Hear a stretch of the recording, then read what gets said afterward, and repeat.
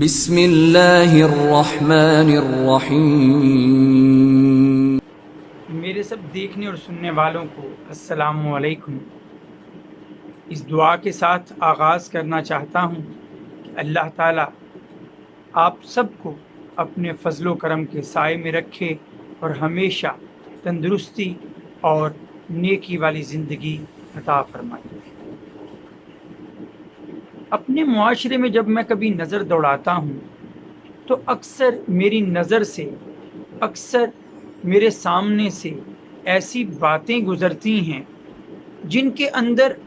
لکھا ملتا ہے، سننے کو ملتا ہے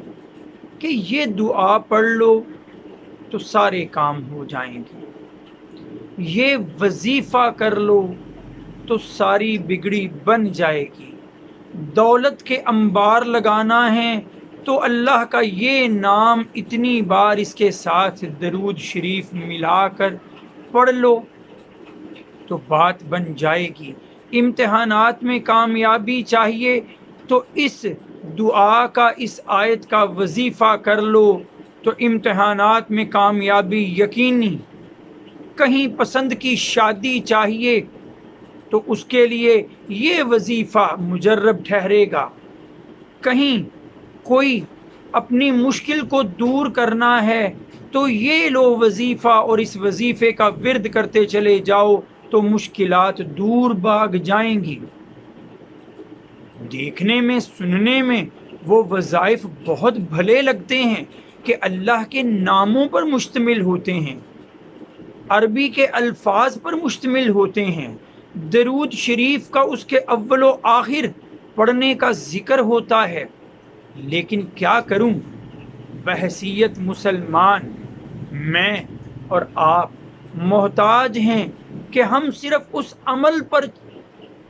خود بھی عمل پیرا ہوں گے اور دوسروں کو بھی کہیں گے جس پر اللہ کا حکم موجود ہوگا، جو حضرت محمد صلی اللہ علیہ وآلہ وسلم نے ارشاد فرمایا ہوگا یا کر کے دکھایا ہوگا۔ اب نبی کریم صلی اللہ علیہ وآلہ وسلم کا ذرا عمل دیکھیے۔ مسند احمد میں حضرت عبداللہ بن مسعود رضی اللہ تعالیٰ عنہ سے روایت ہے کہ نبی کریم صلی اللہ علیہ وآلہ وسلم کے ساتھ تھے تو آپ صلی اللہ علیہ وآلہ وسلم نے خط رسول اللہ صلی اللہ علیہ وسلم خطأ بیدہ، کہ نبی کریم صلی اللہ علیہ وآلہ وسلم نے اپنے ہاتھ سے زمین پر ایک لکیر کھینچی موٹی سی اور فرمایا یہ ہے اللہ کا راستہ، یہ ہے سیدھا راستہ،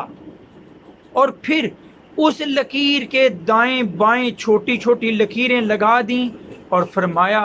ہذہ السبل، یہ ہیں مختلف راستے اور ان میں سے ہر راستے پر شیطان بیٹھا تمہیں اپنی طرف بلاتا ہے۔ قرآن مجید کی پھر آیت تلاوت فرمائی نبی کریم صلی اللہ علیہ وآلہ وسلم نے، سورہ انعام کی آیت نمبر 153 153، وَأَنَّ هَذَا صِرَاطِي مُسْتَقِيمًا فَاتَّبِعُوهُ، اور یہ ہے میرا سیدھا راستہ، اسی پر چلو، وَلَا تَتَّبِعُوا السُّبُلَ، اور مختلف رستوں پر مت بھٹک جانا، فَتَفَرَّقَ بِكُمْ، وہ تمہیں دور لے جائیں گے عن سبیلہ، اللہ کے راستے سے۔ تو یہ خوشنما باتیں وہ مختلف راستے ہیں جن پر بیٹھا ہمیں شیطان پکارتا ہے، لو ایمان آسان ہو گیا، لو اعمال آسان ہو گئے، صرف یہ وظیفہ کر لو تو دولت بھی حاصل، یہ وظیفہ کر لو تو ایمان کی تازگی بھی حاصل، حالانکہ ان وظائف میں سے کسی ایک وظیفے کی اصل بھی نہ قرآن کی کسی آیت میں نہ کسی حدیث میں۔ تو ہمیں پھر کس پر چلنا چاہیے؟ وہ سیدھا رستہ کہاں سے لیں؟ اس کا بھی جواب سورہ بنی اسرائیل کی آیت نمبر 9 میں اللہ نے خود فرما دیا، ان ھذا القرآن یہدی للتی ہی اقوم، یہ قرآن وہ راستہ دکھاتا ہے جو سب سے سیدھا ہے۔ تو قرآن کو اور نبی کی سنت کو مضبوطی سے پکڑ لیجئے اور ان متفرق راستوں اور آسان وظیفوں کو اپنانا چھوڑیے کہ اس سے ایمان بھی خراب اور نیک عمل کی توفیق سے بھی دور۔ وآخر دعوانا ان الحمد للہ رب العالمین۔ السلام علیکم۔